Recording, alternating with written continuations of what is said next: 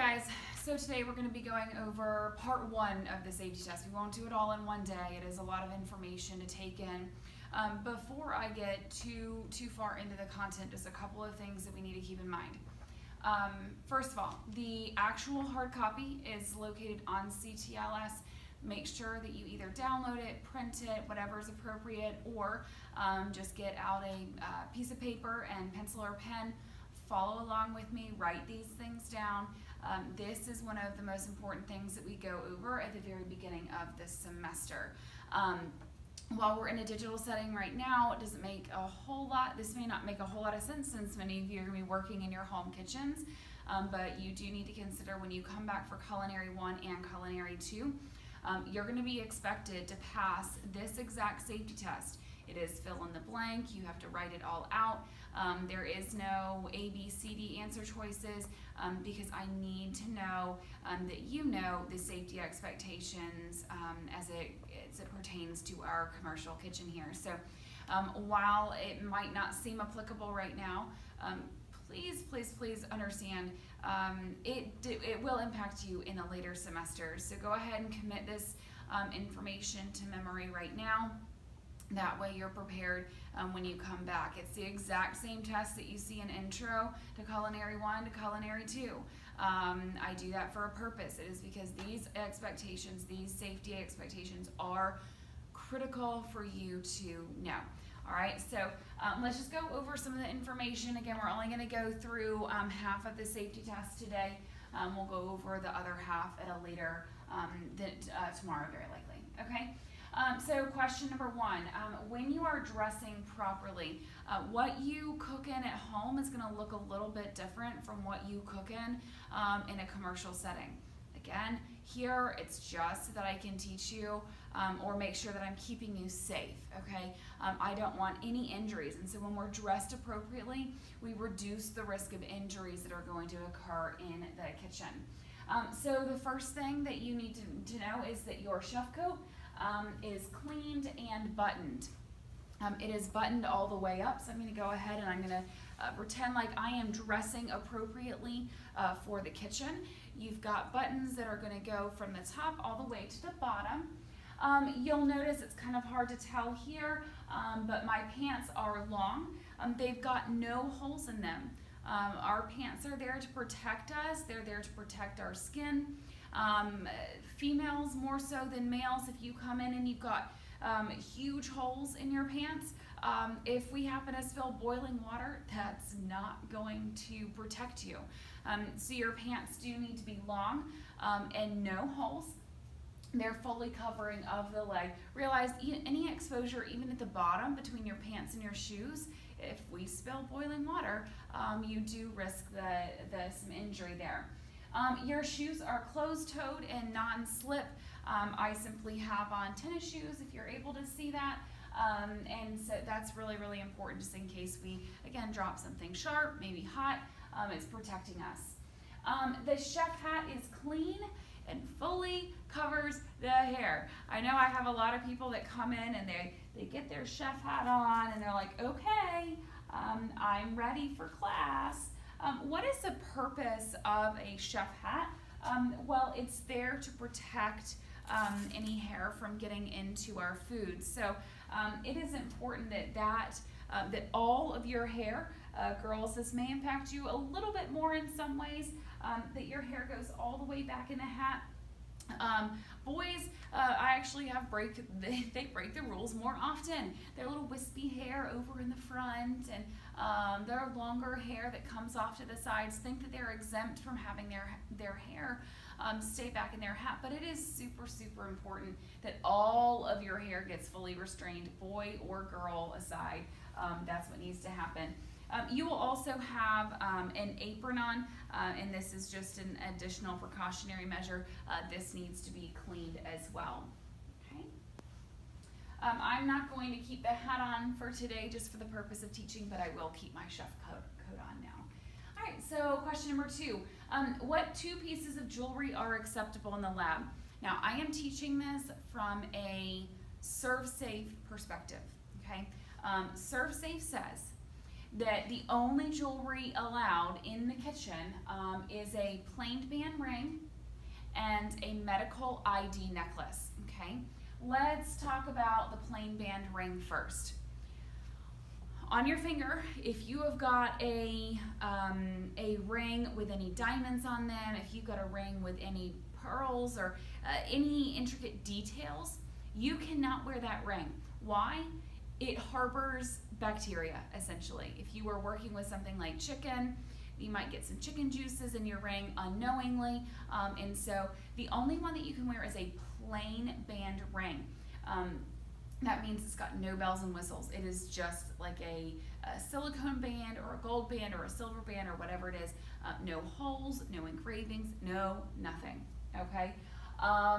Number 2 is the medical ID necklace. The reason why it is a necklace is because it can be tucked back behind your chef coat or your shirt, and it keeps you safe. That way it doesn't get stuck into any equipment or anything like that. Watches, again, same thing. That needs to come off if just in case it gets stuck in any equipment. ServSafe, let's talk about earrings. ServSafe says earrings should not even be in. I will allow earrings to be in just because I can't be that finicky with jewelry. But if we're looking at it from the ServSafe perspective, these are the only 2 that are absolutely 100% allowed.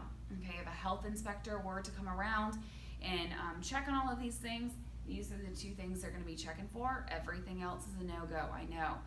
Seems super crazy, but that's the way it is. Okay. How should nails be kept? Your nails should be kept short and clean. You're going to notice I almost never have nails. They're never painted. So when you get to this classroom, nails should be kept short and clean. Now, some of you may have fake nails. Some of you may love to wear nail polish. And I will not say you can't go into the kitchen if you have those things. However, I will ask you to wear gloves. If our nails are too long, it's going to harbor a lot of moisture, just a lot of disgusting stuff underneath the nail bed, and all of that stuff that gets harbored underneath your nail bed, we do not want in our food. And so while I cannot say you have to have short and clean nails, I do expect that if you've got fake nails or nail polish on, that you wear some gloves, okay? Especially as we will be preparing food for other people. It's important that we keep them healthy and safe, okay? All right, the first thing that you should do whenever you walk into the kitchen is wash your hands, okay?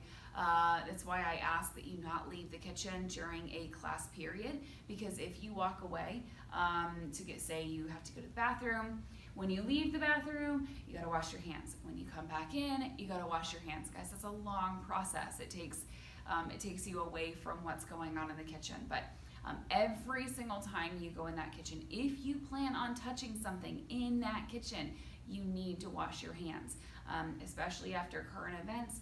We know why it is so important for you to wash your hands. What are the top 3? Now, there are a lot more than just 3 reasons why you should be washing your hands, but here are the top 3 reasons you should be washing your hands. Number 1, you are touching a raw animal protein. By raw animal protein, I mean you're touching raw chicken, raw pork, raw steak, shrimp, eggs. All of those things are examples of raw animal proteins. Please wash your hands after dealing with those. The second thing is touching your hair or your skin. Maybe you've scratched your face, maybe you picked your nose, maybe you've done this, or what we're big culprits of is pulling up our pants, in which case you have touched your skin. All of those things, we need to then go wash our hands afterwards. And touching your cell phone. Cell phones are one of the most disgusting things that you could ever have in a kitchen. And so while I want you to take pride in your final products, while I want you to Snapchat out, hey, this is happening in culinary, that's all well and good, but you need to wash your hands after touching your phone. It is actually dirtier than a toilet seat, and so we don't want that to then contaminate our food. Question 6, when setting up the sinks, what should be in each of the 4 compartments? So again, we discussed yesterday We have a 4-compartment sink. At home, you only have a 2-compartment sink. Same process overall, conceptually, but we have 4 sinks to be able to complete that task.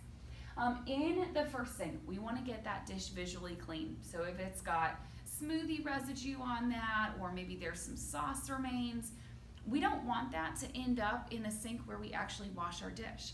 So we have an entire sink just for getting the dish visually clean.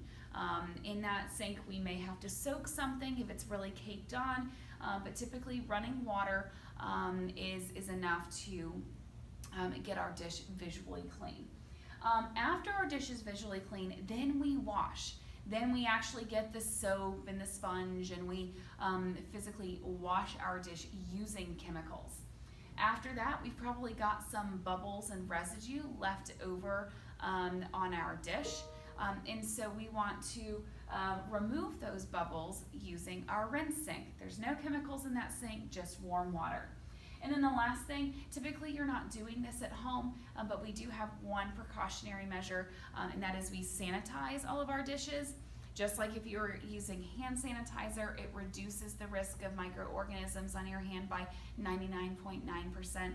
The sanitizer in this sink is also going to reduce the microorganisms on our surfaces by 99.9%.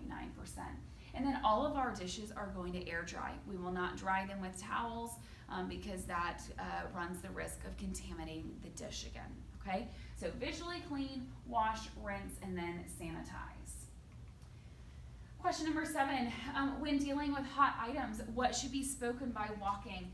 I've got a pan in here, say I've just been cooking in this pan, and I want to walk back to my station. It is very important that as I pass people, I say hot, hot behind. I do not want to get anyone burnt, and so when I say, hey, hot, hot behind, I'm letting those other people know, hey, don't move, don't make any sudden movements because you may hit this pan, you may burn yourself. I had a student that started working in the Costco kitchen, and her manager pulled her aside one day and said, have you been trained in a commercial kitchen before? I notice every single time you pull a pizza out of the oven, and when you open the oven door, you say hot. Where did you learn that? And she said, oh, I learned that in my culinary arts class at my high school. And the manager was really, really impressed by that. Letting others know that something hot is coming behind you is super important, and just polite to let other people know.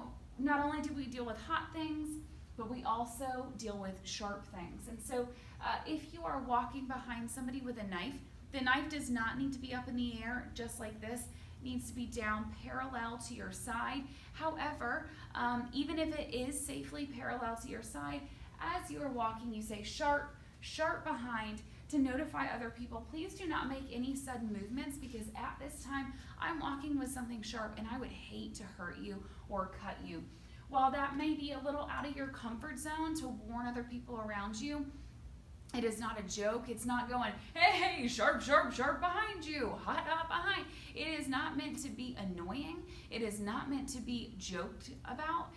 It is a serious matter. We want to make sure we avoid any major burns or any major cuts by warning others of our movement, okay? All right, so what is the temperature danger zone? This information right now is going to make a little bit more sense when we begin talking about ServSafe. However, I do want you to be familiar with these two numbers. Go ahead and submit these two numbers to memory, 41 and 135, okay? 41 basically represents anything cold, okay? So if you were to go to your refrigerator right now, my guesses are it's probably around the degrees of 41. So anything that we keep cold is here at this 41 degrees. Again, this will make a little bit more sense when we proceed into our ServSafe unit. Now, if this is anything cold, then 135 represents anything hot. 135 degrees